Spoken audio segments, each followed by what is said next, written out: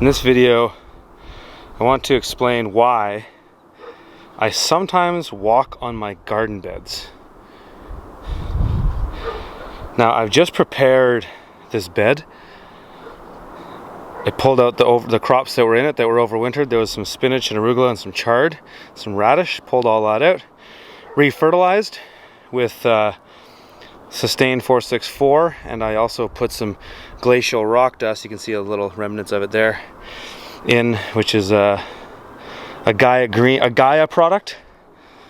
And then I put new compost right on top of that. So the reason I walk the edges out like this, the first is I want to get as much compost in this bed as I possibly can, and by stepping down the edges that allows me to get more compost in. And the reason why I would want to do that is so that the edges dry out less fast. So with garden beds in general, even beds like on the farm that you've seen me use for many years, the edges have a tendency to dry out quicker. The reason being is that they're more exposed to the elements. On a bed that's a slightly raised, just standard market farm bed, there's more surface area, so there's getting more light and air on it, so that's why it would dry out quicker.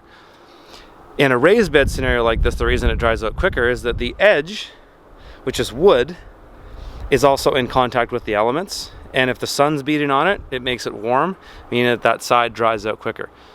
So tamping them down a little bit like this means I can get more compost into the bed, because now that little high part I can rake over to get it spread out and distributed a little bit more, and then that side is going to dry out hopefully as good at the same rate as the other stuff.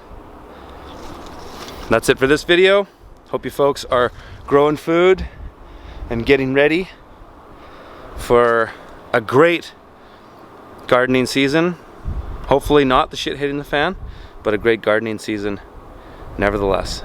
Have yourselves a fantastic weekend. Thanks for watching, and I'll see you guys in the next video.